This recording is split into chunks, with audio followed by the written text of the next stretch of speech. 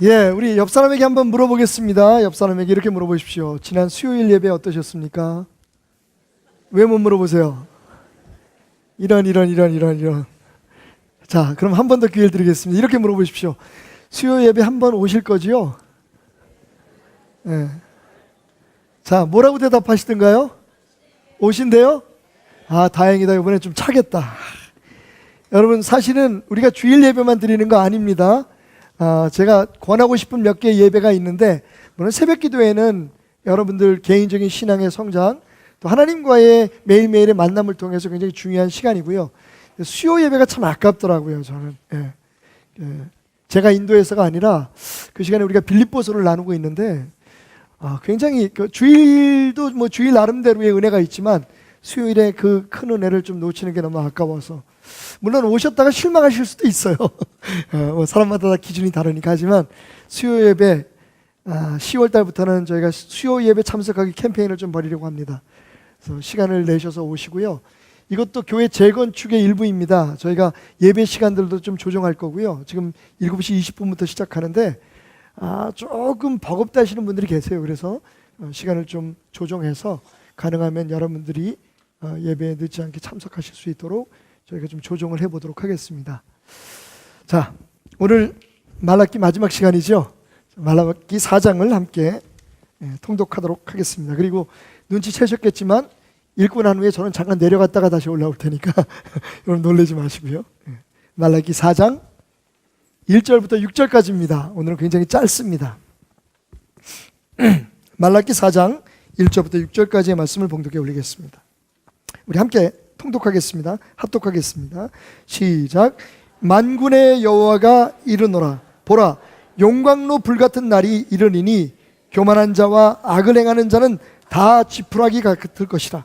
그 이르는 날에 그들을 살라 그 뿌리와 가지를 남기지 아니할 것이로되, 내 이름을 경외하는 너희에게는 공의로운 해가 떠올라서 치료하는 광선을 비추리니 너희가 나가서 외양간에서 나온 송아지같이 뛰리라. 또 너희가 악인을 밟을 것이니 그들이 내가 정한 날에 너희 발바닥 밑에 재와 같으리라. 만군의 여호와의 말이니라. 너희는 내가 호렙에서 온 이스라엘을 위하여 내 종 모세에게 명령한 법, 곧 율례와 법도를 기억하라.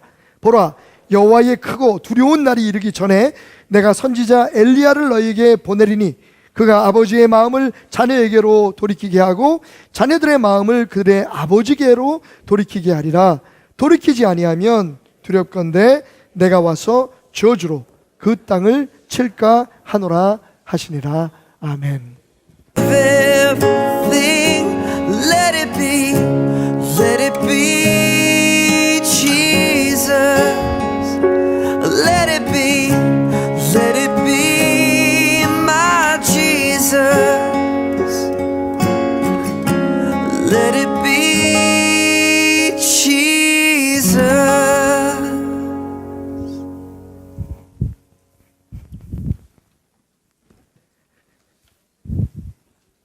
예, 다시 나타났습니다. 자, 오늘은 하나님의 말씀을 나누기 전에 우리 교회에 정말 우리가 본받고 또 따라가야 할 믿음의 용기, 그리고 하나님의 축복을 누리시는 그 세 분을 좀 모시고 잠시 이야기를 좀 나누면서 말씀의 문을 열어볼까 합니다. 먼저 전병철 장로님, 그리고 이묘숙 권사님, 김두한 장로님 세 분을 여러분 모실 텐데요. 뜨거운 박수로 맞아주시기 바랍니다. 나오시죠.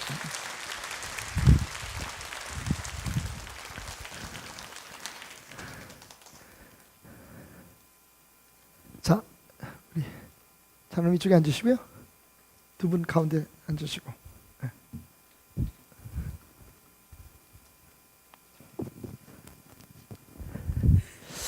자, 이 세 분이 왜 이 자리에 나왔는지 잠깐 우리 개인적으로 인사와 소개를 좀 들어보도록 하겠습니다. 먼저 전병철 장로님 소개를 잠깐 좀 해주시죠. 간단하게.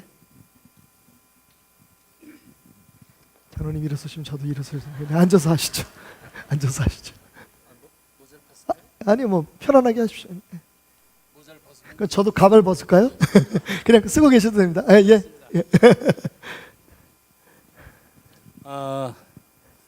저는 2013년도에 10월달에 항암이 암이 발견돼 가지고 고대병원에서 그 판정을 받고 이제 서울대병원까지 가서 다시 재검사를 해가지고 확정이 돼가지고 이제 다 포기하고 이제 죽을 준비하려고 했었는데 이렇게 하나님이 지금까지 살려주셔가지고 좋은 시간에 우리 성도님들과 은혜를 나누게 해주셔서 감사드립니다. 예. 자노님 그 구체적으로 암이 여러 종류가 있잖아요. 어떤 암이셨죠? 암이 어떤 암이었고 어느 정도셨습니까? 처음에 판정 받으실 때. 판정 받을 때 그 척병원에 가가지고 예. 그 옆구리가 아파서 갔는데 늑막으로 갔었는데 늑막에서 암이 늑막까지 전이가 됐다고 그래요. 그러니까 원래 병명은 폐암이죠. 네, 폐암이죠. 폐암인데 그게 늑막까지 전이가 됐었고. 네, 전이가 돼가지고. 그러니까 보통 우리가 암을 이렇게 기수로 따지잖아요. 네. 그 정도를 그때 몇 기셨어요? 거기서는 기수를 모르고 있죠. 아, 예. 척병원에서는. 네, 그렇죠. 나중에 이제. 그래서 너무 많이 전이가 돼가지고 네. 퍼질 대로 다 퍼졌다고 하더라고요. 그 이제 큰 병원에 가서 다시 봐야 된다 해서 고대병원으로 가가지고 일주일간 그 검진 결과 네. 폐암 말기 4기가 됐었던 거예요. 폐암 말기 4기. 네. 혹시 정말 죄송한 얘기인데 그 당시에 의사들이 보통 어느 정도 더 그 생명이 연장될 걸 말씀하던가요? 생명 연장되는 것은 해봐야 된다고 하면서 한 6번만 항암 좀 항암을 맞잡아서. 해보자. 예. 예. 자, 폐암 말기셨고요. 자, 우리 두 번째 여기 앉아 계신 이묘숙 권사님 잠깐 소개를 부탁합니다. 앉아서 하세요. 예. 잠깐만요. 마이크를 좀 켜겠습니다. 켜져 있어. 잠깐. 잠깐 그럼 켜져 있어요? 예. 자, 됐습니다. 안녕하세요. 이묘숙 권사입니다. 권사님은 어떤? 저는 작년 8월 말경에 이제 대장암 건강검진 받다가 그러니까 위 내시경에서 피가 하나도 없다고 이제 큰 병원 가보라 그래가지고 병원 옮겼는데 그 첫 번째 백병원에서는 발견 못하고 조금씩 배가 아프다가 그 다음에 일산병원으로 이제 옮겼는데 거기서 계속 배가 아프니까 복부 CT를 찍고 나서 대장암이라고 이렇게 그때는 그 판명. 어느 정도였었어요? 몇 기였었습니까? 대장? 그때는 이제 뭐 몇 기라는 3기라고 3기일 거라고 그렇게 얘기하고 제가 수술을 이제 암센터에 가서 받기를 원해서 이제 며칠 사이에 그냥 연결이 돼서 급하게? 예, 암센터로 가서 이제 금요일 날 일산병원에서 퇴원해가지고 월요일 날 암센터를 갔는데 목요일쯤에 수술을 하자고 하시더라고요. 근데 보통 다른 검사를 다 병행을 하는데 저는 이제 검사를 안 하고 거의 이제 급하셨나 봐요, 그죠? 막힌 상태라서 화요일 날 수술을 하자고 하셔가지고 대장 그 2m 되는 길이에서 1m를 잘라내고 얼마요? 1m. 대장을요? 예. 근데 그때 수술 바로 했을 때는 뭐 다 드러냈다고 그렇게 얘기를 하셨다고 하더라고요. 저는 이제 혼수 상태라서 잘 몰랐는데.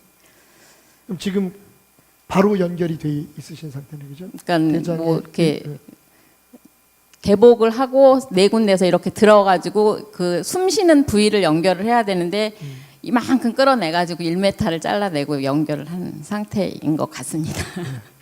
겉으로 뵙기에는 뭐 그죠? 우리 항암을 받으셔서 장로님이 머리가 좀 짧아지셔서 그렇지 다른 건.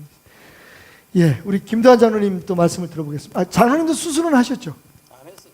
그 폐 같은 거 나중에 왜 그 안 하셨어요? 그럼 지금 그 상태로 마이크 드시게. 수술은 성대가 그 폐는 그대로 있고 지금. 네, 폐암으로 인해서 그 성대가 눌려서? 잘못돼서 네. 목소리가 안 나와가지고 성대 수술하셨군요. 성대 수술을 2번을 했어요. 오케이. 예. 장로님 말씀을 좀 듣겠습니다. 장로님이 그래도 가장 최근에 장로님은 어떤 질병이셨고 어느 정도였는지.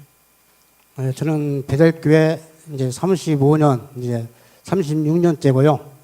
청지 장로만 한 24년 동안 했습니다.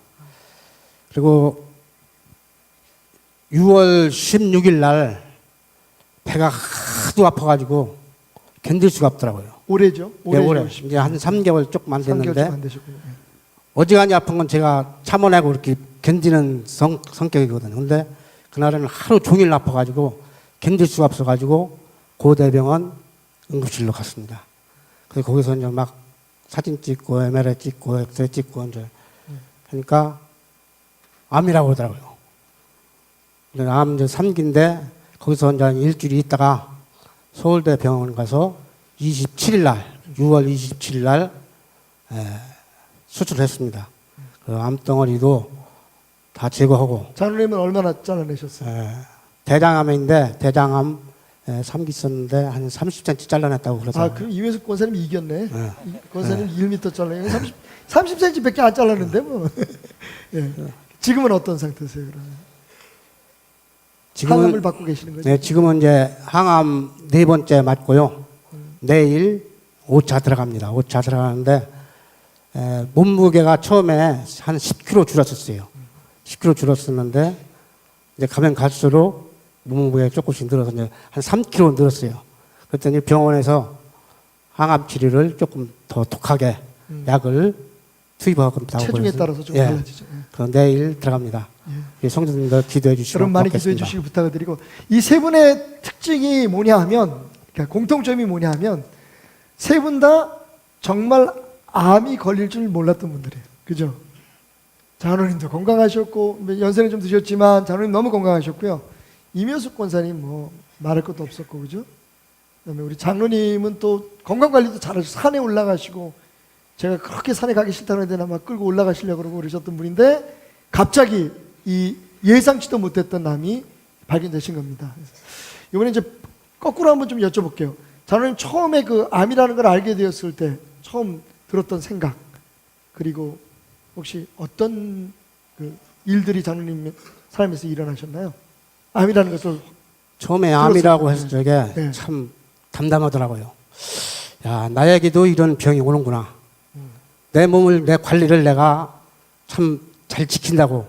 시간만 되면 운동하고 산에 가고 열심히 체력 관리를 했는데 갑작스레 배가 아파가지고 갔는데 암이라고 하더라고.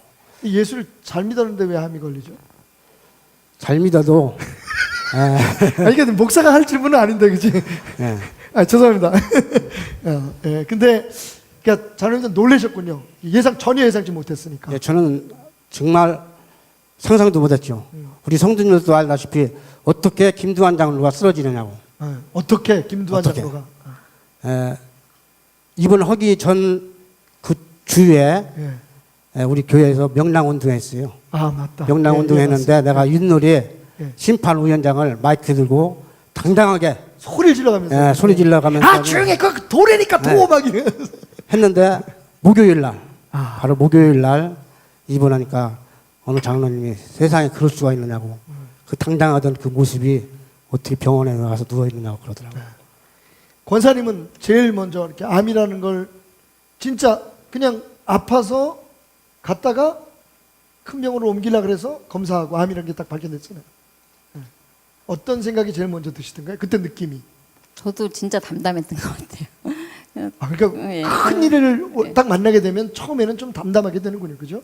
근데 이제 시간이 지나면서 그게 시간이 지나면서도 저는 마음은 되게 평안했고 머릿속이 굉장히 맑은 게 감사하더라고요. 몸은 아픈데 수술 뭐 과정도 힘들고 회복하는 과정도 힘들고 12번의 항암을 하면서 힘든 과정이 있었지만 마음은 굉장히 평안했어요. 그래요? 희한하네. 암인데 그것도 1m 잘라내는 그런 마음이 있었던 것 같아요. 하나님이 할 일 남았으면은 살려주실 거라는. 한 가지만 그냥 그 우리 권사님이시니까 남편이 있잖아요. 네. 그 이제 그 치료 과정에서 남편이 좀 바뀌었나요? 그러니까 권사님이 암이라는 걸 발견하기 전에 강시범 집사와 지금과 차이가 있나요? 잔소리는 좀 줄었던 것 같아요. 그 잔소리 때문에 혹시 암인 거예요? 아니 그건 아니고 예. 확실히 달라졌죠, 그죠? 네. 아니 나한테도 얼마나 권사님에 대한 사랑의 고백을 많이 하는지 몰라. 표현을 많이 하더라고요. 표현을 많이 해요. 예. 그러니까 꼭 나쁜 것만은 아니었네, 그지? 자, 장로님은 어떠셨어요? 장로님이야말로 생각지도 못했잖아요, 그죠? 저는 암을 발견하고 나서 그랬어요. 저희 집안 대대로 전부 단명하셔가지고 예. 오래 사신 분이 50살 넘은 분들이 없었어요. 그러시군요. 그래서 집안이. 저로부터 예수 믿게 되면서 연로하신 분들이 많이 나왔는데 제가 70이 넘었으니까 뭐 살 만큼 살았구나. 참 오래 살았구나 하고서 참 여지껏 아프지 않고 사는 것이 참 감사하구나 하고서 예. 이제 모든 걸 이제 마감하고 끝내려고 그랬는데 이 선교제에 나가 있는 자네들이 이제 죽으면 안 된다고 우리 위해서 기도해 줘야 된다고. 둘 다 선교사잖아요, 지금, 네. 그죠? 그래서 그래 내가 이거 살 것 같으냐 이 나이에 이제 죽을 때가 된 것 같다 그랬더니 아니라고 막 그래서 1년 7개월 동안은 한방 치료를 했어요. 네. 제가 편안하게 하긴 했는데 그거 가지고는 치료가 안 되니까 더 악화되더라고요. 예. 그래서 하다 안 돼가지고 제가 54kg까지 떨어졌을 때는 완전히 뼈에다 가죽만 입혀놓은 것 같더라고요. 그런 상황이 있을 때 어찌할 수 없어서 이제 고대병원으로 뛰어들어갔죠. 견딜 수가 없어서. 그래서 다시 거기 입원해가지고 일주일간 다시 재검사를 해서 시작한 것이 지금 항암 받은 숫자가 한 30회가 넘을 것 같아요. 이걸 다 이겨내셨어요? 네, 그걸 다 이기고 지금까지 하고 있습니다. 자, 여기 계신 분들을 보면 사실은 거의 말기, 그죠? 3기면은 뭐 그래도 조금 있는데 이게 전이가 안 되면은 다행이지만 전이가 됐다 그러면 이제 굉장히 위험하고 장로님 경우에는 거의 뭐 전이가 되셔서 의사들도 두고 봐야 한다는 상황이었고요. 그럼 이제 뭐 시간이 많으면 우리가 좀 얘기를 더 많이 나눴으면 좋겠는데 마지막으로 장로님 경우에 그럼 그걸 어떻게 이겨내실 수 있었는지 그리고 성도들에게 마지막으로 장로님이 하시고 싶은 말씀 있으면 좀 돌아가시면서 한 말씀 해주시면 한 30회 이상 이렇게 예. 항암을 받다 보니까 병원 생활을 많이 하게 되죠.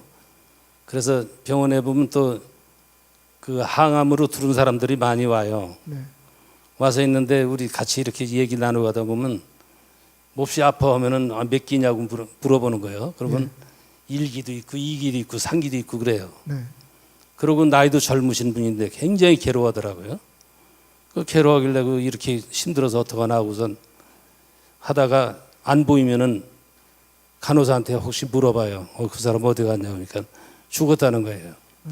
그래서 이런 어이없는 일이 있나고 나보다 기가 약한 사람이 왜 죽었나 이러고 했는데 그런 소리를 가끔 들었어요. 그래서 참 어이가 없구나 하고선 그럼 나는 뭐예요 이거 난 말기인데도 여태 살았는데 이거 어떻게 된 건가 이렇게 했을 때 하나님이 그 계획이 계셨더라고요. 그래서 제가 조금 거기 입원해가지고 있는 중에도 예. 그렇게 통증으로 어렵게 이렇게 고통받은 적은 별로 없었어요. 그래서 이게 왜 그런가 하고 하면서 볼 때는 또 기도의 자로 하나님이 또 끌어주시더라고요. 이제 기도를 해야 될 텐데 어디가 해야 되나 했을 때 그 병실을 갖다가 그 기도실 옆에다가 또 잡아주더라고요. 그래서 여기 기도실이구나 하고서는 속이 답답하면 결로 뛰어들어가서 기도를 하고 있었어요. 기도를 하면은 저를 위해서 기도해 주시는 분들이 쫙 전부 줄라랩으로 쫙 보여줘요. 그래서 야 이렇게 기도를 하고 계시구나.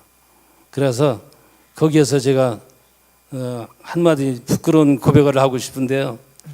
그것은 믿음이 좀 적어서 그렇겠죠. 그래서 조금 몸이 아픈 듯하면 하나님께 기도하고 모든 걸 결정해야 되는데 그냥 우선 병원을 향해서 갑니다. 그래 병원에 맡기고서 진료 진찰하고 이렇게 해왔는데 아 이거 아니더라고요. 그래서 거기서 기도를 하니까 아 이 기도가 가장 중요하구나. 우리는 하나님 말씀 보면서 묵상하면서 기도하는 것 외에는 다른 것이 절대 없다는 것을 거기서 느꼈습니다. 네, 우리 장로님은 사실 한 번 오셔가지고 장로님이 그러니까 지금 이제 이렇게 담대하게 말씀하시지만 그냥 그때도 사실 믿음으로 담대하셨던 것 같아요. 목사님 이제 나 죽으면 장례식 잘 치러달라고 얘기를 하시는데 제가 정말 펑펑 울었어요. 왜냐면 장로님은 여기 계시면 세 분이 다 그래. 우리 중고등학교 때부터 같이 다녔고 우리 장로님은 저하고 35년, 36년 같이 그러니까 그 가운데 20년, 23년을 저하고 같이 계셨고 장로님은 저한테 삼촌 같은 분이셨거든요. 근데 이게 막 진짜 제가 하늘이 무너지는 것 같더라고요.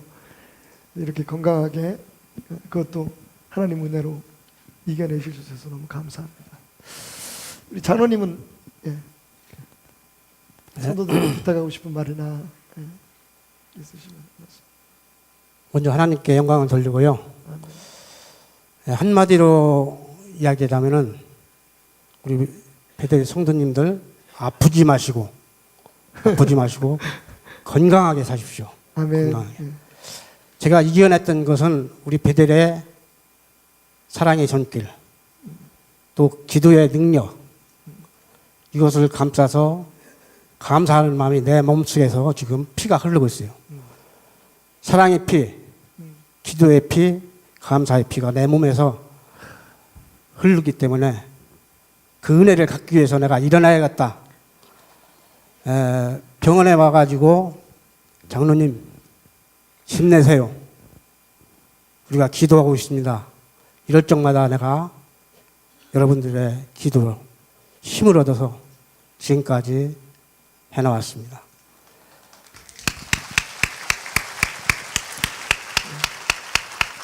다시 말씀드리지만은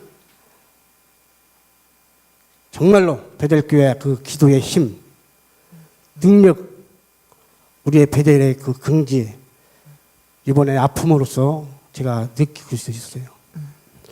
우리 목사님은 시간 저를 위해서 기도해 주시고, 성도님은 또 말할 것 없고, 그리고 제일 고생하신 우리 사랑하는 아내, 우리 황하자 전사.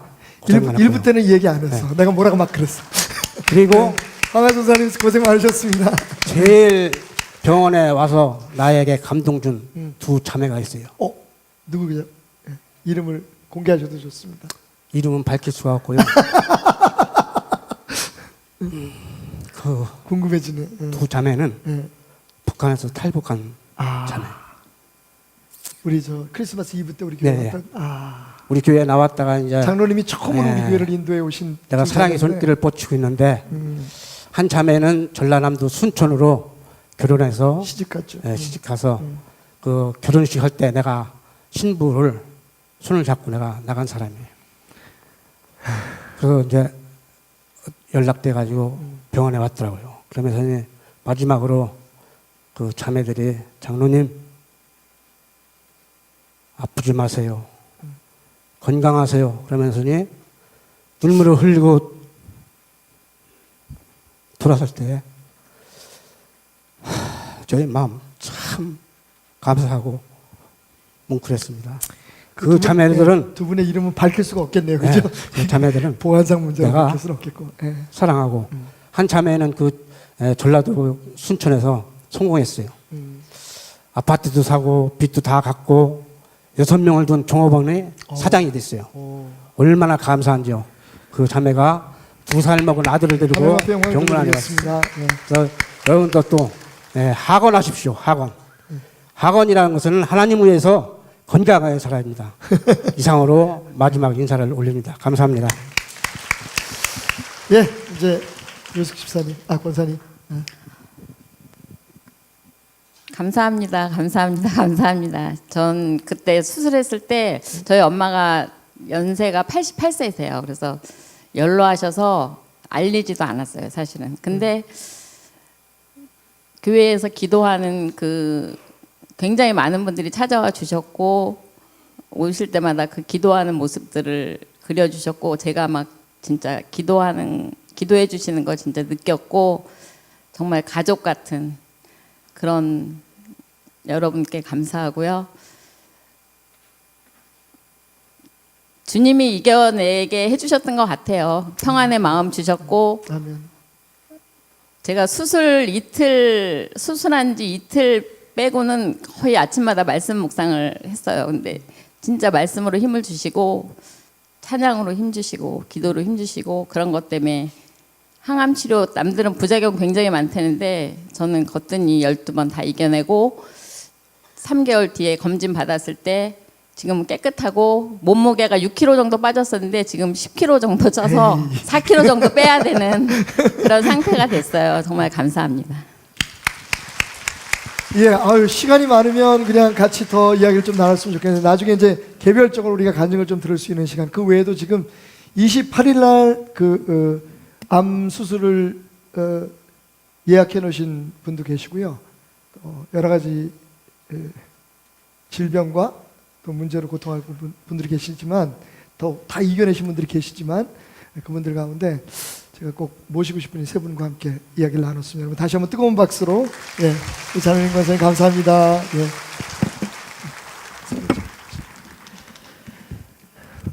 이래서 참 우리가 하나님을 믿는 게 참 좋은가 보다. 그리고 교회 안에서 우리가 한 가족이 된다는 게 참 행복한 일이라는 것을 생각할 수가 있는 것 같습니다. 다시 한번 편안한 자리는 아닌데도 불구하고 당당하게 이겨주시고 또 인터뷰 응해주신 세 분에게 감사를 드립니다. 제가 개인적으로 그렇게 과자를 좋아하는 사람은 아닌데 그냥 또 심심할 때가 있잖아요. 그리고 제가 이제 그 억울한 당뇨병 그냥 아버지 어머님 때문에 그게 아니고 이제 제가 좀 당뇨 초기 증상이 있다고 해서 단 음식이나 이런 것들 잘 먹지 않은데 또 가끔가다 약 때문에 그런지 아니면 제가 관리를 잘못해서 그런지 갑자기 당이 떨어질 때가 있어요. 그럴 때는 이제 급하게 그 좀 단 과자를 먹어야 한다고 해서 제 책상 위에 항상 두고 있는 과자들이 있습니다. 제가 여러분들에게 과자 광고를 하려고 하는 건 아니고 요거는 이제 그 오스트리아에서 만든 과자인데 뭐 여러분 잘 아시는 그 웨하스 같은 조그만 과자예요. 설탕이 많이 들어가 있어서 달짝지근하고 이건 뭐 여러분들이 잘 아는 여러 회사에서 나온 그런 막대 과자죠. 뭐 이렇게 초콜릿이 묻어 있는 지금 당이 떨어져 가지고 제가 여러 회사의 같은 제품들 중에서 유사 제품 중에서 이 회사 거를 맛있네. 좋아하는 이유는 딱 보니까 여기 real이라고 써 있어요. R-E-A-L 진짜. 진짜? 오 진짜. 뭐가 진짜일까 그랬더니 밑에다 초콜릿, 그러니까 real 초콜릿, 진짜 초콜릿이라는 뜻이죠. 그리고 위에 rich taste, 진짜 깊은 맛을 내는 초콜릿이다라고 써 있어요. 얼마나 신뢰가 가요, 그죠? 그래서 이걸 딱 사가지고 와서 딱 보니까 밑에 조그만 글씨로 뭐라고 써 있냐면 코코아 원유 18%라고 써 있어요. 여러분 알다시피 초콜릿은 코코아 빈에서 나오는 그 원료로 만들잖아요. 코코아 원료 18%. 거기까지만 있었으면 제가 그냥 코코아 원료가 이 과자에 18%가 들어가는가 보다라고 이제 그냥 신뢰하고 넘어갔을 때 그 밑에 뭐라고 써 있냐면 이게 아마 이렇게 써 있어야 되는 건가 봐요. 초콜릿 가공품이라고 나와 있더라고요. 그리고 재료 중에 초콜릿이면 초콜릿이지 뭐라고 써 있냐면 준 초콜릿이라고 써 있어요. 초콜릿이면 초콜릿이지 준 초콜릿은 뭐야 도대체? 그리고서 제일 먼저 걱정되는 게 역시 우리가 잘 듣는 트랜스 지방이잖아요, 그죠? 이 트랜스 지방이 나쁘다 그러는데 왜 거기에 그동안에 과자에 집어넣냐면 트랜스 지방이 들어가야지 과자가 조금 이렇게 부드러워요, 맛이. 근데 요즘 이제 우리나라는 트랜스 지방을 사용할 수 없게 돼 있기 때문에. 근데 그것도 사실은 약간의 그 오해가 있습니다. 그래서 보니까 트랜스 지방 0g이라고 써 있어요. 오케이. 일단 트랜스 지방은 없네. 초콜릿에 대한 비밀은 아직도 제가 풀지 못한 상태여서 계속해서 그래서 영양 성분을 보니까. 근데 트랜스 지방 0g으로 끝났으면 좋은데 그 옆에 뭐라고 써있냐면 포화 지방 6g. 그리고 일일 영양 성분 기준치에 대한 비율이 40%라고 가로하고 있더라고요. 응? 트랜스 지방은 뭐고 포화 지방은 뭐지? 그런데 거기서 끝나는 게 아니라 그 옆에 보니까 그냥 지방이라고 또 써 있어. 예. 10g 20%. 예. 제가 여기서 배신감을 느낀 거예요. 트랜스 지방이 없대요. 그런데 그래가지고 제가 이 작은 글씨를 안경을 벗고서 이렇게 보니까 거기 뭐가 있냐면 식물성 지방, 그 다음에 쇼트닝, 버터. 제가 알기로는 이 쇼트닝이나 이 식물성 기름, 이걸 그리고 우리가 경화유라고 얘기하거든요. 원래는 이게 액체 상태로 존재해요.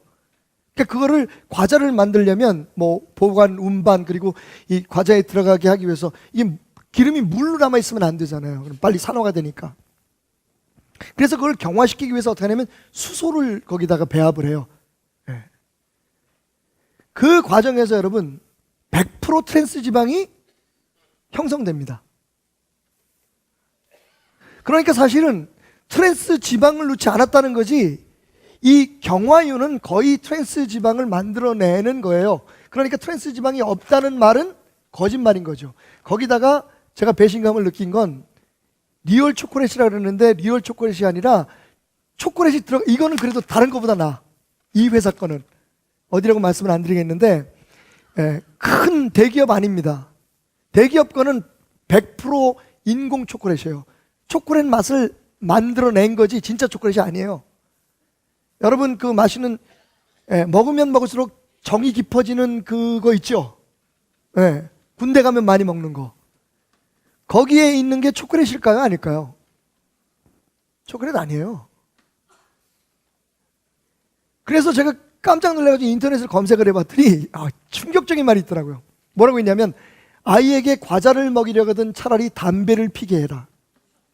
그게 타이틀이에요. 그리고 거기에 이 과자에 들어가는 여러 가지 알 수 없는 성분들에 대한 이야기가 쭉 들어있더라고요. 자, 오해하지 마십시오. 제가 이 과자 먹습니다. 무슨 얘기인가 하면 제가 말씀드린 것처럼 여기 우리가 생각하는 것처럼 그렇게 정직하지만 이 사람들은 그렇게 얘기해요. 우리 거짓말한 거 아니야. 맞습니다. 트랜스 지방이 0g이라 해서 진짜 0g은 아니에요. 0.2g 이하면 0g으로 표기할 수 있다 하는 게 식약청에서 내놓은 기준이거든요. 그러니까 여기 분명히 트랜스 지방이 들어있습니다. 근데 얼마나 먹어야 그게 우리 몸에 해로운지, 그게 어느 정도 해로운 건지 잘 모르지만 먹어도 괜찮습니다. 근데 배신감 느껴요. 먹으면서. 맛있어. 초콜릿인 줄 알고 먹어요. 먹지 못한다는 얘기는 아닙니다. 다른 과자들은 어떨까요? 다른 과자들도 다 마찬가지예요. 제가 왜 이런 얘기를 하느냐, 우리 솔직히 이런 과자를 먹으면서 성분 보나요? 안 봅니다. 그냥 가끔 뉴스나 이런 데 툭툭툭툭 뜰 때마다 이거 몸에 좋지 않습니다, 저거 좋지 않습니다 라고 얘기할 때마다 먹죠. 진짜 한 가지 여러분들에게 조심하실 것을 말씀드리면, 여러분이 사용하는 식용유들을 조심하십시오. 그 중에 몸에 좋다고 사용하는 어떤 식용유 하나는 회사에 따라서 달라요. 어떤 회사는 그 원재료가 100% 수입품, 수입산이라고 나와 있어요. 조금 비양심적인 게 그건. 그런데 그 중에서 조금 더 양심적인 데는 뭐라고 써있냐면 캐나다산이라고 써 있습니다. 그런데 이 캐나다산의 그 원료는 80%가 유전자 변형 식품입니다. 우리나라는 아직 공식적으로 그것을 표기하지 않고 있기 때문에 그렇지, 우리 당대에는 별 문제 없어요. 그리고 또 그게 진짜 얼마나 문제가 있는지 아직 밝혀지진 않았지만, 여러분, 더 많은 돈을 벌기 위해서, 더 효율적으로 농작물을 키우기 위해서 유전자를 변형시킨 거예요. 하나님이 창조하신 그 식물 그대로가 아니라 그걸 더 잘 견뎌내고 더 잘 그 열매를 맺을 수 있는 것으로 변조를 한 걸 갖다가 거두어 가지고 그거를, 근데 우리는 그게 우리나라에서 나온 식물로 만든 줄 알아요. 근데 그러면 아마 내가 볼 때는 돈이 남는 게 없을 것 같아요. 제주도에서 많이 나는 식물인데 이게 100% 거의 모든 게 다 그렇습니다. 그러니까 제가 이걸 여러분들에게 조심스럽지만 말씀드리는 이유는 모든 회사들에서 나오는 그 식용유는 다 거의 100% 수입산인데 수입산 재료 중에 캐나다산 중에 80%가 우리가 잘 알고 있는 유전자 변형 식물이에요. 그러니까 앞으로 다음 세대 그 다음 세대에 어떤 일이 일어날지 우리는 몰라요. 그런데 우리는 아무 생각 없이, 특히 이번 추석에 그거 선물 많이 하신 분들 계십니다. 제가 그냥 헛소리 하면 안 돼서 어젯밤에 서은이 전사하고 마켓 몇 개를 다 털었어요. 거기서 우리 집사님도 만났습니다. 아마 집사님이 여기 왜 오셨냐 그러길래 밤에 토요일날 저녁이니까 좀 쉬어야 될 시간이잖아요. 그래서 설교 준비하러 왔다고. 그랬더니 집사님이 이상해 보시더라고요. 아니 무슨 목사가 설교 준비를 마켓에서 해. 그런데 정말 놀랍게도 우린 전혀 관심 안 가지고 먹어요. 그리고 사용합니다. 이게 먹지 못할 만큼 나쁜 것이 들어갔다는 게 아닙니다. 특별히 이런 데 보면 향신료라고 있는데 이거 도대체 뭘로 만든지 몰라요. 여러분, 향신료는 식물성으로 만든 거 아닙니다. 화학 제품으로 만든 거예요.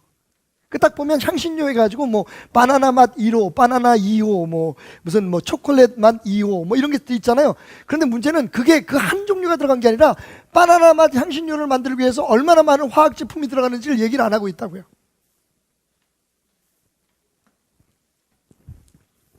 제가요 이걸 생각해서 어저께 저녁에 갔던 이유가 뭐냐면, 제가 평생 처음으로 그렇게 모든 그 식품들, 과자들, 식용유까지 거기에 들어가 있는 성분들을 처음으로 제가 다 연구를 했어요. 그리고 거기에 내가 이해할 수 없는 것들이 좀 있어요. 뭐 유화제, 이게 뭐지? 산화방지제, 이게 도대체 뭐지? 이게 다 화학 제품이에요, 여러분. 그러니까 우리는 별로 생각 없이 당장 먹을 때 뭐 이상이 없으니까 문제가 없다고 먹지만, 이게 사실은 공식적으로는 먹을 수 있는 거지만 이게 어떤 영향을 미치는지에 대해서 우리가 잘 몰라요. 근데 그런 걸 과자에는 절대로 표기하지 않습니다. 표기할 의미도 없고. 제가 뭘 깨달았냐면요, 우리의 신앙도 한 번쯤은 성분 검사가 필요하다. 기억하시죠? 제가 두 번째 말라기 설교를 할 때, 2장에 대해 설교할 때 조직 검사 필요하다 말씀드렸습니다.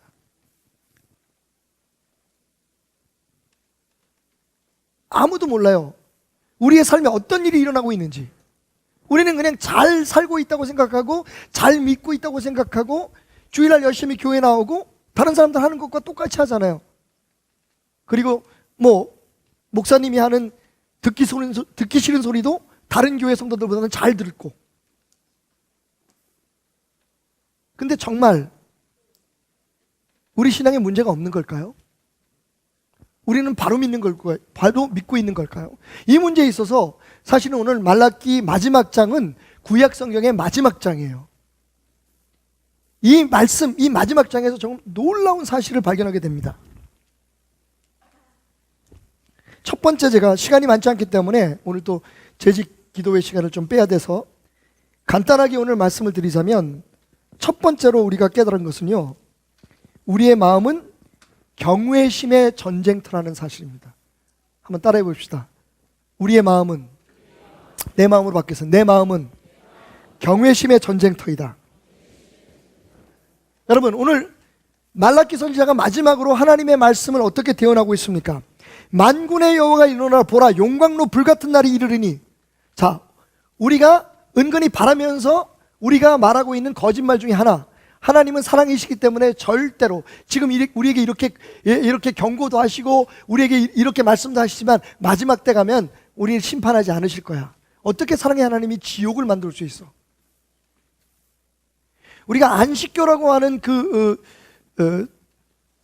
교회에 대해서, 신앙에 대해서 의문을 던지는 부분이 그거거든요. 안식교 교리에는 지옥이 없습니다. 좋죠? 그런데 그건 거짓말입니다. 솔직히 말해서 안식교회 그 교리만 제한다면 다른 부분에 있어서는 저는 별로 시비 걸고 싶은 게 없어요. 뭐 토요일 날 중요하게 생각할 수 있죠. 예배 드릴 수 있죠.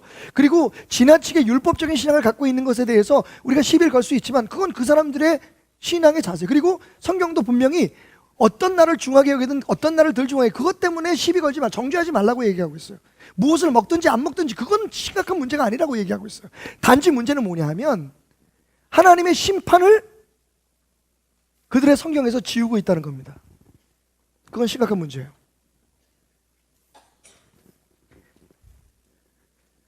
또 듣는 거짓말이 있습니다. 그게 뭡니까? 그냥 교회만 다니면 구원받아, 예수만 믿으면 구원받아. 지금 잘하고 있어, 너 문제 없어. 우리 스스로도, 그리고 다른 사람들이 그렇게 얘기합니다. 아유, 교회 열심히 나가시는군요, 복 받겠네요. 기도 열심히 하시군요, 축복 받겠네요.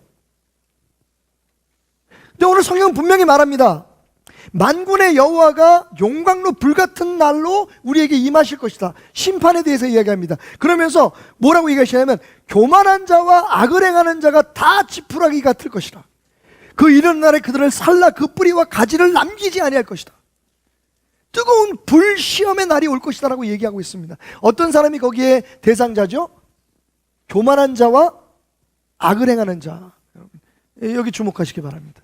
그냥 악을 행하는 자는 악을 행하는 자지 왜 교만이라고 하는 죄를 악에서 분리해서 이렇게 얘기하고 있을까요? 사실은 잠언서 6장에 보면 하나님께서 정말로 미워하시는 67가지에 대해서 이야기하고 있습니다. 6장 17절에 보면 16절부터 여호와께서 미워하시는 것 곧 그의 마음에 싫어하는 것이 있으니 67가지니 곧 교만한 눈과 거짓된 혀와 무죄한 자의 피를 흘리는 것과 악한 계교를 꾀하는 마음과 빨리 악으로 달려가는 것, 거짓을 말하는 망령된 증인과 및 형제 사이를 이간하는 것이다. 하나님께서 가장 미워하시는 7가지 죄에 대해서 이야기하시면서 제일 첫 번째 게 뭐예요? 교만입니다. 교만. 교만한 자들은 하나님께서 지푸라기처럼 심판의 불로 태워버리시겠다고 말씀하십니다.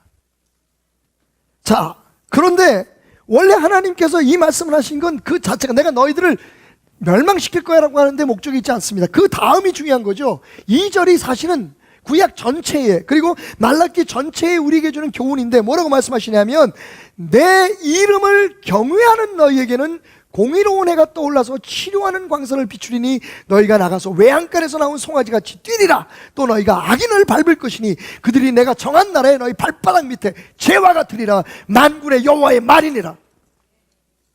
하나님께서 원하시는 게 이거예요. 치료하는 광선이 떠서, 사실은 원문에는 광선 아닙니다. 이게 뭐 기도원이나 어떤 무슨 능력을 행하는 주의 종들이 가장 많이 사용하는 그 구절 중에 하나인데 사실은 정확한 번역은 치료의 날개입니다. 그래서 영어 성경에는 wings로 표현되어 있는데 우리나라는 그걸 광선으로 지금 번역을 했어요. 어쨌든 그게 날개이든 아니면 빛이든 우리를 치료하는, 회복시키는 역사가 그 떠오르는 공의의 해로부터 온다고 말하고 있습니다. 치료하고 회복시킬 뿐만 아니라 너희가 나가서 외양간에서 나온 송아지같이 뛸 것이다.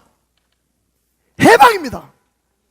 우리를 묶고 있던 모든 정신적인 압박, 그리고 우리의 육체적이고 그리고 우리의 영적인 모든 속박에서 마치 외양간에 갑갑하게 갇혀있던 송아지가 넓은 들판에 나가서 뛰는 것처럼 모든 것에서 자유하게 될 것이다 라고 얘기하고 있습니다. 그리고 악인을 밟을 때 발바닥 밑에 재와 같이 밟을 것이다. 완전한 최후의 승리를 보장하고 있습니다. 어디서부터요? 떠오르는 공의의 해로부터. The Son of Righteousness. 그러면 The Son of Righteousness, 마지막 때에 하나님의 심판의 때에 그 때가 오기 전에 떠오르는 이 공의의 해는 뭘까요? 바로 예수 그리스도십니다. 우리의 의의 태양이시요 치유하는 광선, 회복의 날개로 우리를 덮으시고 우리를 회복시키신, 우리를 모든 죄에서 자유롭게 하시고 우리를 마침내 승리자로 만드실 예수 그리스도가 바로 떠오르는 해, 공의의 해, 치유하는 해, 자유함을 주는 해, 우리에게 승리를 주는 태양이란 말입니다. 김일성? 아니죠. 민족의 태양 김정은? 아닙니다. 하나님이 예수 그리스도가 우리에게 오셔서 우리의 모든 회복과 우리의 육체적이고 영적이고 우리의 모든 질병을 치유할 뿐만 아니라 우리를 자유케 하신다. 그런데 이 해가 어떤 사람에게 떠오른다고요? 여러분, 해는 동쪽에서 뜨죠. 해는 동쪽에서 뜹니다. 만약 여러분이 기상캐스터가 하는 이런 일기예보를 들었다고 하죠. 예, 내일 아침 해 뜨는 시간은 6시 15분. 내일은 특별히 서쪽에서 해가 뜰 것입니다. 그리고 참고적으로 말씀드리면 모레는 남쪽에서, 아니 북쪽에서, 잘 모르겠습니다. 여러분, 세상이 뒤집힐걸요? 그 얘기는 지구가 거꾸로 돌아간다는 얘기가 되니까요. 지 멋대로 돌아간다는 얘기가 되니까. 하나님께서 확실하게 창조하실 때 세우신 법칙 중에 우리가 정말 아무런 의심 없이 받아들이는 진리가 있는데, 그게 뭐냐면 해는 동쪽에서 뜬다는 거예요. 여러분, 마지막 떠오르는 치유의 해, 해방의 해, 예수 그리스도의 은혜는 어떤 사람에게 빛이 옵니까? 이거 진리예요. 내 이름을 경외하는 자, 하나님을 경외하는 것이 사실은 성경 구약 전체에, 그리고 신약 모든 것의 핵심적인 신앙의 정인 거예요. 신앙이 뭐냐? 순종하는 거다. 순종이 뭐냐? 하나님을 경외함으로 그 말씀을 따르는 것입니다. 사실은요, 오늘 이게 말라기 마지막 장에 기록되어 있다는 것은 굉장히 중요한 일인 것 같아요. 신구와 익을 이어주는 이 마지막 장에서 하나님은 뭐라고 말씀하시냐면 여호와를 경외하는 것이 모든 것이라고 말씀하고 계시는 겁니다. 근데 그 경외의 반대가 뭐예요? 교만입니다. 여러분, 하나님은 우리를 무엇인가를 경외할 수밖에 없는 존재로 만드셨어요. 우리가 하나님을 경외하지 않으면서 다른 것도 경외하지 않을 수 없어요. 이건 우리의 선택이 아닙니다. 하나님을 경외하든지 아니면 하나님 이외에 다른 것을 경외하든지. 다른 것을 경외하는 것을 뭐라고 얘기하냐면 교만이라고 얘기합니다. 경외란 무엇입니까? 공경하며 두려워하는 것을 뜻하는 거예요. 무서워하는 게 아니라 내가 어려워한다고 표현할까요? 여러분, 우리가 하나님을 공경하지 않으면 무엇을 공경할까요? 우리 자신을 공경합니다. 우리 자신의 미래가 두렵고, 내가 사람들한테 멸시받고, 내가 사람들한테 좋지 않게 보이는 것이 두렵고, 우리 자신의 입지와 우리 자신의 미래와 우리 자신의 형편을 우리가 공경하고 있는, 두려워하는 거예요. 지금 경외하고 있는 거예요. 우리의 삶이 대단한 것처럼 느껴지는 거예요. 때로는 돈을 경외하고, 세상에서의 권력을 경외하고, 성공을 경외하는 사람들이 있습니다. 저는 하나님을 믿지 않는 사람들을 얘기하는 게 아닙니다. 그들이 하나님을 믿는다고 생각하지만 사실은요, 다른 것을 지금 믿고 있는 거예요. 하나님은 단지 그 내가 경외하는 것을 경외할 수 있도록 도와주는 분에 불과한 거예요. 우리가 그 착각을 많이 하고 있습니다. 우리의 궁극적인 목적은 하나님을 경외하는 거예요. 하나님이 지금 나를 지켜보고 계시고, 마지막 때에 내가 오늘 한 말, 행동, 무엇보다 우리의 믿음을 통해서 하나님께 심판을 받을 것이라는 것을 의식하고 하나님을 어려워하는 거예요. 함부로 말을 내뱉지 않고, 함부로 행동을 하지 않고, 함부로 내 마음대로 판단하고 생각하지 않고, 함부로 내가 바라는 욕구와 욕망에 따라서 움직일 수 없는 것은 하나님이 나의 삶의 주인이고, 하나님이 나를 지금 지켜보고 계시고, 하나님이 결국에 가서 나를 심판하실 것이라는 것을 적어도 내 마음속에 24시간 매일 생각할 수는 없지만 그것을 잊지 않고 살아가는 겁니다. 하나님 앞에서 이 경외함이 사라져버리면 우리는 다른 것을 경외하게 돼요. 그래서 저는 우리의 삶이 경외함의 전쟁터라고 말씀드리는 거예요. 하나는 꼭 죽고 하나는 꼭 승리하게 돼 있어요. 자, 그렇다면 우리가 이 경외함의 전쟁에서 져서 하나님에 대한 경외심을 잃으면 어떻게 될까요? 세 가지 증상이 나타나요. 첫째, 물질주의에 빠지게 됩니다. 하나님을 믿는다고 하면서 교회도 열심히 나오면서 사실 우리의 최고의 목표인 물질이 되는 거예요. 그 부분에 있어서 하나님께 책망하시는 겁니다. 만군의 여호와가 이르노라, 너희가 눈먼 희생제물을 바치는 것이 어찌 악하지 아니하며 저는 것 병든 것을 드리는 것이 어찌 악하지 아니하냐. 이제 그것들을 너희 총독에게 드려보라. 그가 너를 기뻐 받으시겠느냐. 말라기 3장 8절, 사람이 어찌 하나님의 것을 도둑질하게 했느냐. 그러나 너희는 나의 것을 도둑질하고 말하기를 우리가 어떻게 주의 것을 도둑질하였느냐 하는도다. 이는 그 11조와 봉헌물이라. 여러분, 왜 우리가 하나님 앞에 쓰다 남은 것, 별볼일 없는 것, 가장 필요 없는 것들을 드립니까? 물질에 욕심이 있기 때문에 그래요. 그것이 하나님의 것이라고 인정하기엔 내가 수고하고 노력해서 벌어놓은 대가라고 생각하는 마음이 더 크기 때문입니다. 그러니까 눈에 보이지 않는 하나님 앞에 그래도 헌금은 드려야 되니까, 그래도 뭐 헌신을 해야 되니까 그냥 적당히 눈에 보일 만큼 적당히 창피 안 하고, 사실은 드리는 것도 하나님의 얼굴을 보고 드리는 게 아니라 내가 헌금 내는 봉투에 쓰는 그 액수를 바라볼 목사나 혹은 어떤 다른 사람들의 손길을 보고 드릴 때가 많다는 거예요. 그건 하나님을 경외하는 게 아닙니다. 사람을 두려워하는 거죠. 내 체면을 경외하는 겁니다. 그것을 하나님은 교만이라고 말하시는 거예요. 하나님 위에 다른 것들을 의지하고 다른 것을 경외하는 것. 분명히 하나님 약속하셨습니다. 나를 경외하는 자를 내가 부욕해 하고 자유케 하고 그 모든 질병에서 내가 치유해 주고 내가 그들의 하나님이 돼서 내가 책임져 준다. 여러분, 하나님을 경외하지 않고도 부자 될 수 있습니다. 기억해 보세요. 에덴 동산에서 사탄이 인간을 유혹할 때 제시했던 것들이 아무 유익이 없었나요? 여러분, 일시적인 유익은 있어요. 어떤 사람들이 그렇게 얘기하죠. 담배는 백해무익하다. 저는 동의하지 않습니다. 담배도 좋은 게 있어요. 그러니까 피는 거죠. 그런데 여러분, 문제가 뭡니까?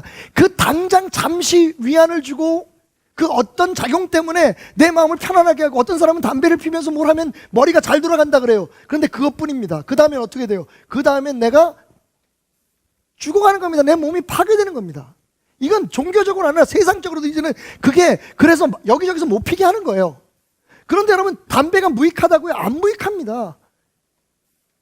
일면 도움이 되는 부분이 있어요. 그러니까 사람들이 피는 거죠. 하다못해 폼이 나든지.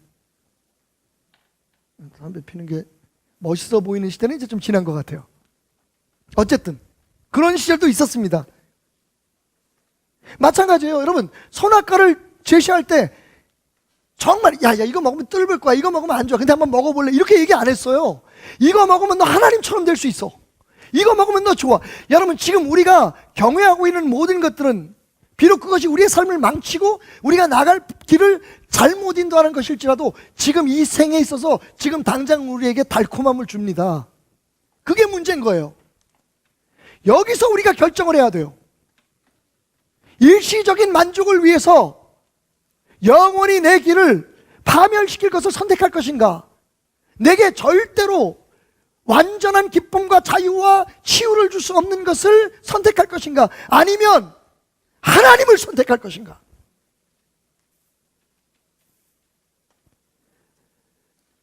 여러분, 하나님을 선택하는 길만이 정말 우리가 누리는 참된 기쁨, 우리 인간에게 가장 필요한 것을 누리는 비결이라고 성경은 우리에게 말해주고 있는 겁니다. 두 번째로, 하나님에 대한 경외심을 잃고 다른 것을 경외하게 될 때 어떤 문제가 생기죠? 불순종이 일어납니다. 여러분, 경외함은요, 하나님의 말씀을 순종하는 데 가장 중요한 요소입니다. 어린아이들이요, 부모 우습게 보죠? 그러면 보이지 않는 데서 나쁜 짓 막 합니다. 야, 참 이상해요. 우리 성산이 생각이 나는데, 한 번은 그 왜 돼지코 있잖아요, 전기 콘센트에 손가락을 집어넣다가 깜짝 놀란 적이 있어요. 한 번 하려고 해서 제가 하지 말라 그랬거든요. 근데 어느 날 갑자기 깜짝 놀라서 보니까 얘가 그 콘센트에 손가락을 집어넣고 깜짝 놀란 거예요. 다행히 금방 뺐으니까 다행이지. 근데 제가 안 보는 사이에 제 눈치 슬슬 보고 와가지고 제가 안 보니까 확 놀란 거예요. 그 다음부터 놀래는지 그 다음에는 콘센트에 손가락을 집어넣지는 않아요.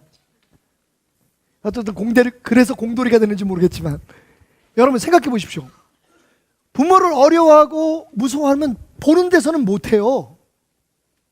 인간에게 거역하려고 하는, 자기 뜻대로 살려고 하는 교만한 마음이 있어서, 보이지 않을 때, 내가 생각하지 않을 때, 아무도 나를 보지 않고 있다고 생각할 때 우리가 내 마음대로 막 일을 하죠.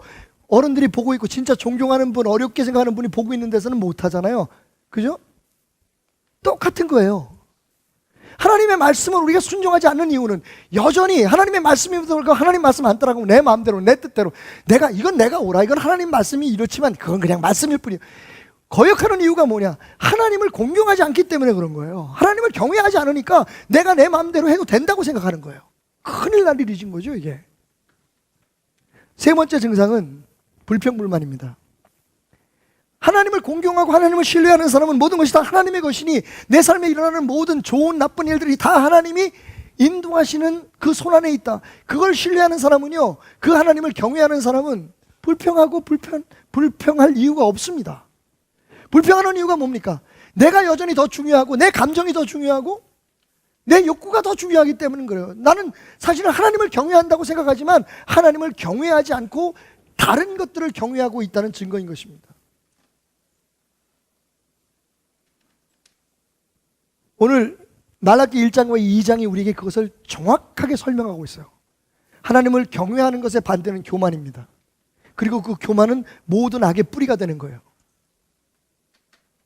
한 가지 다시 한번 정확히 짚고 넘어갈 건, 여러분, 기독교는 절대로 우리가 착하게 살아서 천국에 갈 수 있다고 말하지 않습니다. 권선징악이 아닙니다. 착한 사람은 잘 되고 나쁜 사람은 안 되고. 거기서 나오는 질문들이 뭐죠? 그럼 예수님을 모르는 사람은 어떻게 되지? 하나님을 안 믿는 사람들 중에서 저 사람은 진짜 법이 없어서 착하게 사는데 저 사람은 그래도 구원 받을 거야. 여러분, 그건 우리의 추측이고 바람일 뿐입니다. 성경은 정확히 말합니다. 하나님을 경외하는 자만이. 그래서 사람들이 기독교를 배타적이다, 자기중심적이라고 얘기해도 저는 할 말 없습니다. 다른 면에서 착하게 살아야죠, 당연히.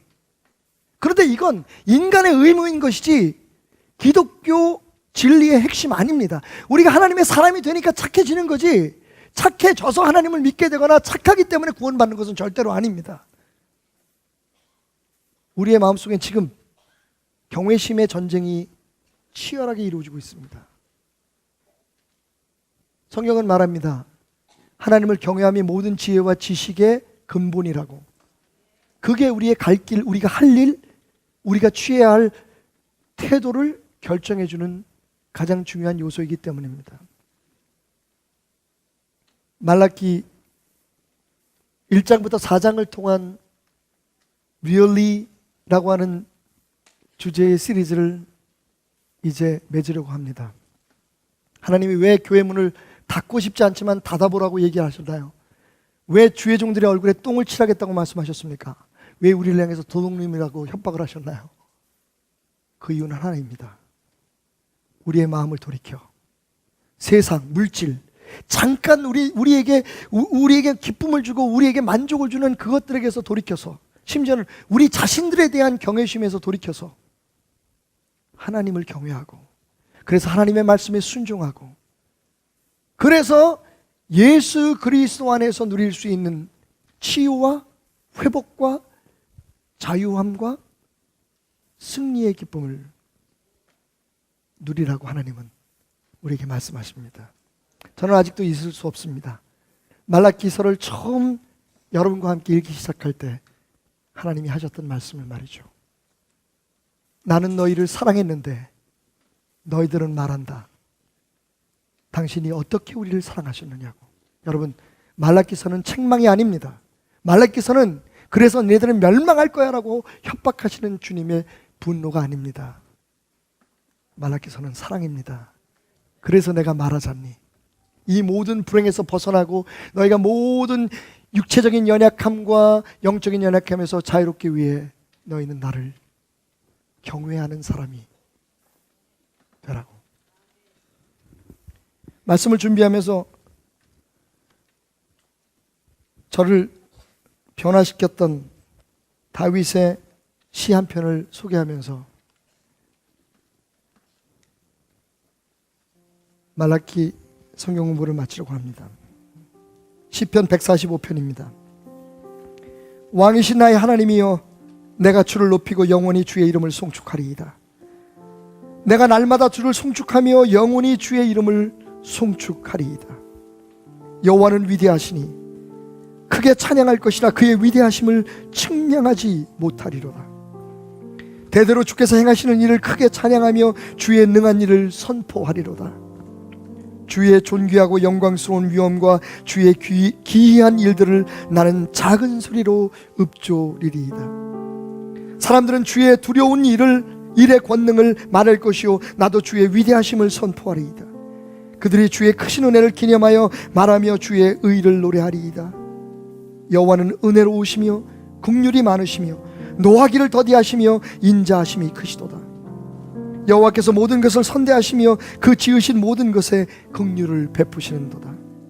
여호와여, 주께서 지으신 모든 것들이 주께 감사하며 주의 성도들이 주를 송축하리이다. 그들이 주의 나라와 영광을 말하며 주의 업적을 일러서 주의 업적과 주의 나라의 위엄 있는 영광을 인생들에게 알게 하리이다. 주의 나라는 영원한 나라이니 주의 통치는 대대에 이르리이다. 여호와께서는 모든 넘어지는 자들을 붙드시며 비굴한 자들을 일으키시는도다.